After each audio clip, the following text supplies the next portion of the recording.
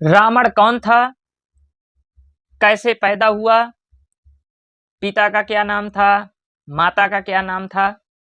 आज चलिए मैं आपको रावण जन्म की पूरी दास्तां बताता हूं। तो कहानी कुछ इस प्रकार है। जय विजय नाम के दो पार्षद बैकुंठ धाम में विष्णु भगवान के महल के द्वारपाल थे। उनकी आज्ञा के बगैर कोई भी विष्णु भगवान के महल में प्रवेश नहीं कर सकता था।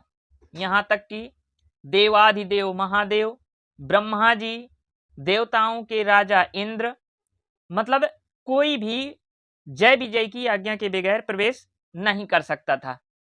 तो उनको इस बात का घमंड हो गया था कि हम तो भगवान विष्णु के द्वारपाल हैं और हमारी आज्ञा के बगैर कोई भी अंदर नहीं जा सकता है। बस उनका ये घमंड दूर करने के लिए भगवान ने जो रचना रची वो मैं आगे बता रहा हूं। नमस्कार, बहुत बहुत स्वागत है आपका मेरे चैनल में। अगर पहली बार देख रहे हो तो मेरे चैनल को आप सब्सक्राइब जरूर कर लीजिए ताकि ऐसे ही वीडियो आपके पास पहुंचते रहें।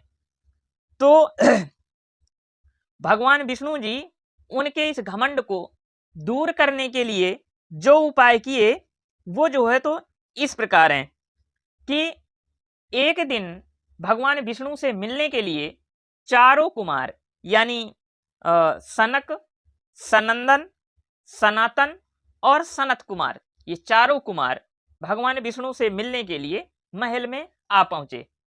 लेकिन जय विजय उनको अंदर नहीं जाने दिया। लेकिन उनके लिए भगवान विष्णु जी ने कह रखा था कि तुम्हें किसी की रोक टोक नहीं है, जब चाहो तब आ सकते हो। और उनको पहले किसी ने नहीं रोका था, लेकिन ये जय विजय इनको रोक दिए। बस ये चारों कुमारों को गुस्सा आ गया और गुस्सा आने के बाद में इनको जय विजय को श्राप दे दिया। श्राप कैसा था कि तुम 3 जन्म तक राक्षस योनि में रहोगे। अब इतने में जो है तो अंदर से भगवान विष्णु जी ये चले आए इनको लेने के लिए, चारों कुमारों को। जब उनको पता चला कि चारों कुमारों ने तो मेरे द्वारपालों को श्राप दे दिया है, तो उन्होंने उनसे उपाय पूछा कि हे चारों कुमार, इनके श्राप निवारण का कोई उपाय बताइए। तो चारों कुमारों ने कहा कि प्रभु जी, इनका श्राप जो है तो कट तो नहीं सकता है, इनको 3 जन्म तक राक्षस योनि में जन्म लेना ही पड़ेगा। लेकिन बस इतना हम कह दे रहे हैं कि जैसे आप इनको अभी लेने आए हैं तो हर जन्म में इनको आप भी जरूर लेने आएंगे। बस यहीं से उपाय जो है भगवान विष्णु जी को मिल जाता है और ये जय विजय अपने श्राप के बस में होकर के राक्षस योनि में पहुंच जाते हैं। तो इनका पहला जन्म जो होता है तो पहला जन्म होता है इनका हिरण्याकश्यप और हिरणाक्ष।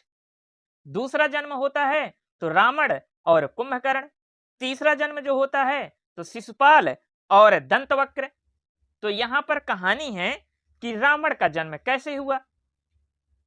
तो रावण जन्म की कहानी यह है कि जब जो है तो राक्षस लोग देवताओं से पराजित हो गए तो ये आपस में मीटिंग करने लगे कि अब इनको हराया कैसे जाए। तो इनके जो राक्षसों के गुरु थे तो इन्होंने इनको उपाय बताया कि अगर किसी श्रेष्ठ ब्राह्मण का पुत्र तुम्हारी सहायता करे तो तुम अवश्य जो है देवताओं को पराजित कर सकते हो।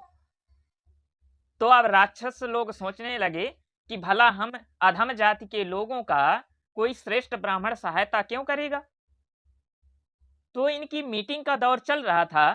तो पहले दिन की मीटिंग में कोई भी निर्णय नहीं पहुंचा और एक जो राक्षस थे, जो मुखिया थे, वो जो है अपने घर में रात में बड़े चिंतित दिखाई दे रहे थे।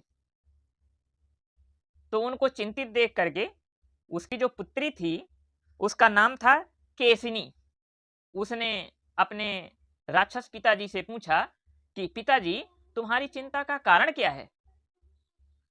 तो राक्षस ने बताया कि बेटी ऐसा है कि अगर कोई ब्राह्मण पुत्र हमारी कन्या से अगर शादी कर ले तो उससे जो संतान उत्पन्न होगी और वो अगर हमारी सहायता करे तो हम देवताओं पर विजय प्राप्त कर सकते हैं। तो उस केसनी ने अपने पिताजी से ये कहा कि पिताजी आप चिंता न करिए, और ये मैं आपको वचन देती हूं कि मैं किसी ब्राह्मण पुत्र से शादी करूंगी। तो और उस केसनी ने कहा कि ये वाली बात कल अपनी मीटिंग में जरूर रखिए। तो उस राक्षस ने जा करके अगले दिन की मीटिंग में सभी राक्षसों के बीच में बात रखी। वो सभी राक्षस बड़े खुश हुए और बोले कि अगर ऐसा हो जाए तो बड़ा संतोष होगा हमको। तो वो जो है राक्षस शाम को जब लौट के अपने घर आया तो उसने अपनी बेटी से बताया कि बिटिया सब कुछ तो ठीक है, अगर तुम चाहो तो किसी ब्राह्मण पुत्र से शादी कर सकती हो। तो वो जो केसनी थी तो कह रही है कि पिताजी यहीं के पास में एक जंगल में महर्षि पुलत्स्य के पुत्र विश्रवा तपस्या भी करते हैं और शिक्षा भी देते हैं अपने शिष्यों को। मैं उनको देख चुकी हूँ और अगर आपकी आज्ञा हो तो मैं उनके पास में जाऊं और उनसे अनुग्रह करूं कि मुझे अपनी पत्नी बना ले। तो उस राक्षस पिता ने आज्ञा दे दिया अपनी बेटी को। बेटी जा करके महर्षि विश्वरा से अन्याय भी नहीं किया और कहा कि हे महर्षि मुझे अपनी पत्नी रूप में स्वीकार कर लीजिए। विश्वरा ने उनके इस अन्य विनय को स्वीकार कर लिया और केसनी को पत्नी रूप में स्वीकार कर लिया। बस जो है यहीं से विश्रवा और केसनी के सम्मिलन से रावण का जन्म होता है।